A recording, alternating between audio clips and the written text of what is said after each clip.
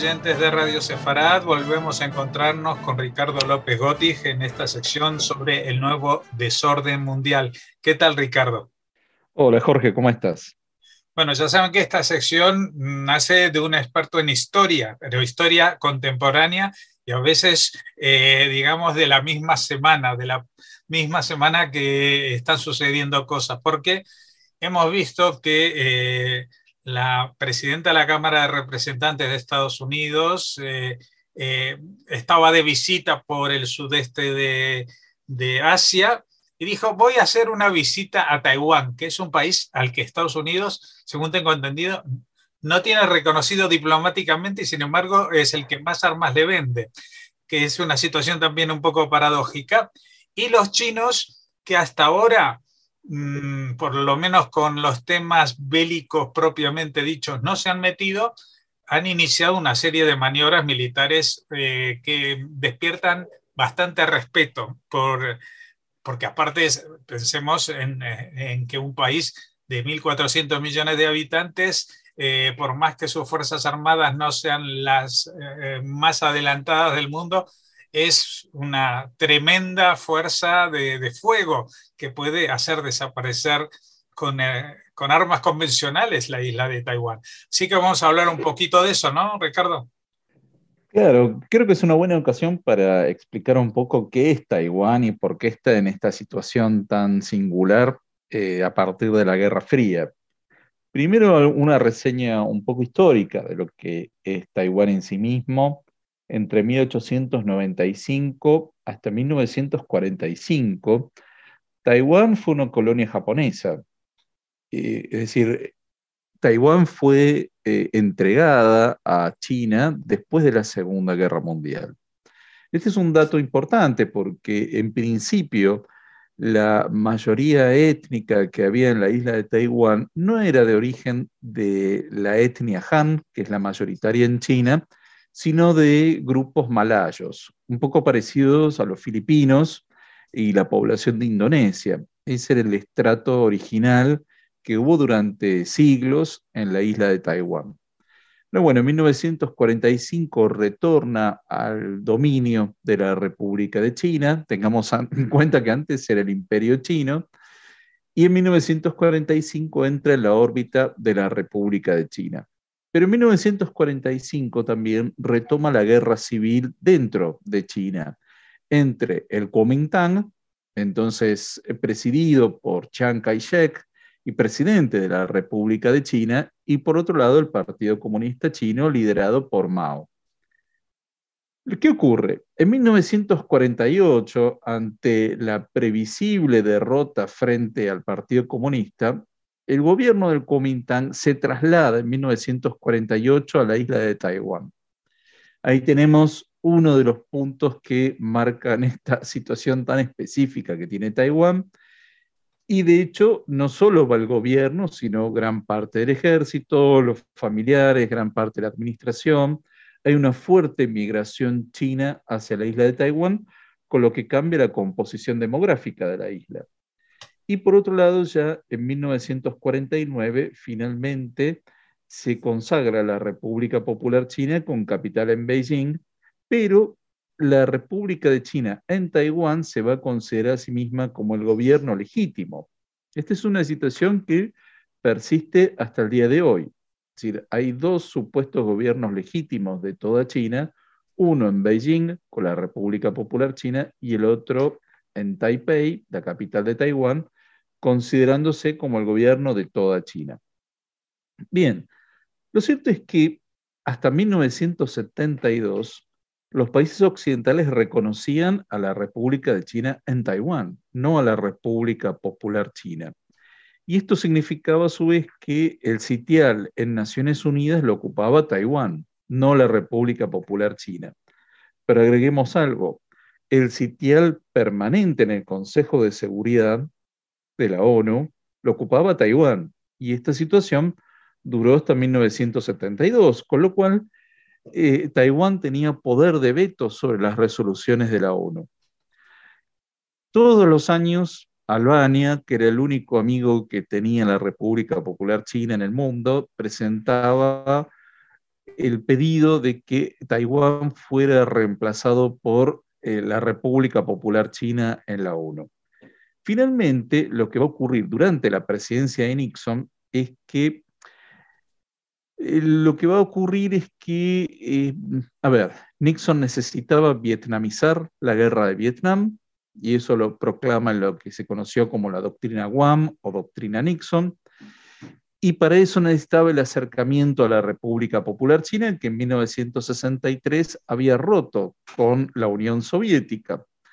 De modo que ahí comienza lo que se conoció luego como la diplomacia del ping-pong, una diplomacia secreta con una serie de negociaciones que lleva adelante Henry Kissinger, que era el asesor de seguridad nacional durante el primer mandato de Nixon, y que finalmente arriba que en 1972 no solo Nixon viaje a la República Popular China y se encuentre con Mao y que la reconozca oficialmente, sino que la República Popular China va a reemplazar a en las Naciones Unidas a Taiwán. Hubo una discusión al respecto si los dos podían estar o no, pero los dos países, vamos a llamarlo así Taiwán, ¿no? Porque de facto para muchos es un país, los dos se van a reconocer como el único gobierno legítimo, con lo cual no es factible reconocer los dos simultáneamente.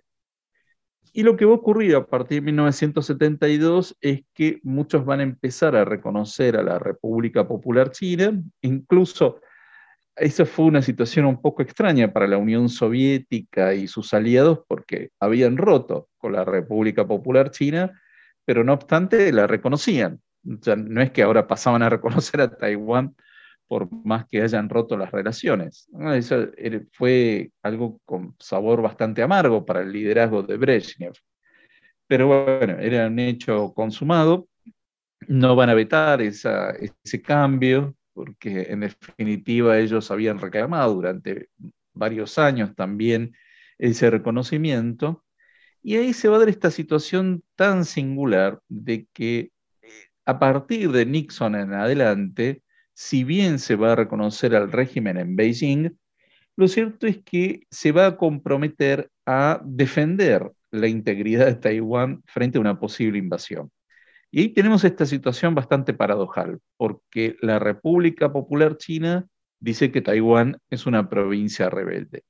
Y a su vez, la República de China en Taiwán dice que el gobierno instalado en Beijing es ilegítimo.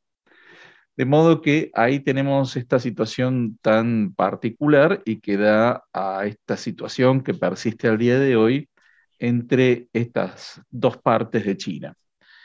El objetivo de la República Popular China es, bueno, reconocer que Taiwán es parte, reintegrarla, con el compromiso de mantener un sistema capitalista dentro de la isla, es decir, un poco lo que hizo con Hong Kong, un país, dos sistemas. Pero lo que ha ocurrido en los últimos años en Hong Kong es que ha ido deshaciendo esa situación, es decir, ha ido transformando el sistema en Hong Kong cada vez más similar al resto de China continental. De modo que sabemos que no va a cumplir en el tiempo con ese compromiso porque a 25 años del tratado que se hizo con Gran Bretaña respecto a Hong Kong, ya lo está incumpliendo. Teóricamente debía durar hasta el 2047, pero ya a mitad de camino lo está deshaciendo, con lo cual eso genera incluso más dudas respecto a que eventualmente el régimen en Beijing cumpliría con este compromiso de respetar la forma de vida en Taiwán. Bueno, y ahí es donde llegamos a esta situación tan particular, porque como bien decías, por un lado, Estados Unidos le vende armas, tiene comprometida su flota en el Pacífico en defensa de Taiwán, aun cuando formalmente no lo reconozca. Y a esto hay que agregar que en los años 90 se democratiza Taiwán y empieza a haber una alternancia de partidos.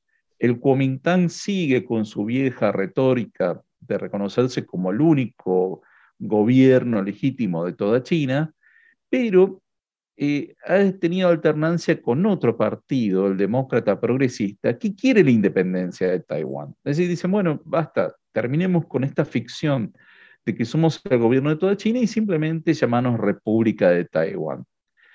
Y esto no es aceptado por la República Popular China, con lo cual también es motivo de fricción permanente y cada vez que puede haber algún intento de manifestación de independencia, genera estas tensiones militares y ya sea invasión al espacio aéreo o al espacio marítimo de Taiwán, con lo cual esta es una situación muy particular y que en principio pareciera no tener solución. Bueno, pero por lo que me parece, no sé si estoy mal informado, pero la situación que se está dando estos días no la ha generado el propio Taiwán, sino, digamos, la situación, digamos, geopolítica de Estados Unidos, seguramente también relacionada con el tema de la invasión rusa en Ucrania y el supuesto apoyo de China a esta invasión, ¿no? Bien, pero ahí hay que puntualizar algunas cosas. Cualquier manifestación crítica que se haga a la República Popular China, su diplomacia ejerce una enorme presión. Si hablamos de los uigures y los campos de concentración, ejercen presión. Si hablamos de la situación en Hong Kong, también. Si hablamos del Tíbet o mencionamos la masacre de Tiananmen, inmediatamente salen a hacer presión y recordarnos que son grandes compradores de carne, de soja, de cereales en el mundo, ¿no? Es decir, inmediatamente salen a presionar con eso. Muestran la billetera y el poder militar que tienen. De modo que cualquier visita que se haga, y de hecho, y esto es bueno recordarlo, un mandatario de Taiwán visitó a Trump cuando inició su presidencia. Es decir, no es una cuestión de signo político en Estados Unidos. Es decir, esta presión la ejercen sobre republicanos o demócratas, sea países desarrollados o en desarrollo o de la periferia. Este tipo de presión la ejercen permanentemente y están acostumbrados a que en general el mundo les preste atención. Bueno, la verdad es que yo creo que Nancy Pelosi tiene el derecho de ir a Taiwán o donde quiera y bueno, que el régimen de Beijing se acostumbre a que el mundo hace cosas que ellos no les gusta y aunque se ofendan, bueno, tienen que convivir con el resto del planeta. Bueno, Y y nosotros recordemos, ya que está, que en suelo chino se originó una pandemia y no han permitido visitar los laboratorios de Wuhan. Y con eso también se ofenden. también. Bueno, es como se dice aquí en España, tienen la piel muy fina. Eh, pero Son de cristal. sí, lo que pasa es que, claro, cuando uno representa a tal poderío estadístico y económico, pues su voz pesa mucho más que si es Sí, un país débil y pequeño, ¿no? Bueno, vamos a ver qué es lo que pasa, pero por tus palabras deduzco de que esto no va a contribuir a, digamos, enardecer un posible escenario bélico, ¿no? Por lo menos no crees que esto sea la antesala de un enfrentamiento. no, no creo. A ninguna de las partes le conviene. Obviamente van a desplegar y hacer una gran demostración de fuerza, pero realmente no les conviene. Pero bueno, de alguna forma tienen que salvar su propio honor en esta situación. Pues muchas gracias por habernos atendido, Ricardo López Gotti. En este caso, para tranquilizarnos, a veces nos das la visión contraria, ¿no? Esperemos que así sea. Sí, sí, no, pero que a veces nos dices aquí va a haber algo y cuando todavía no sospechamos que va a pasar algo. Y en este caso, quizás hay mucho ruido mediático, pero es más ruido que nueces, como diría Shakespeare. Así que muchas gracias por habernos atendido y esperamos volver a contar contigo la semana próxima. Muchas gracias y como siempre un gran saludo a la audiencia de Radio Sefarat.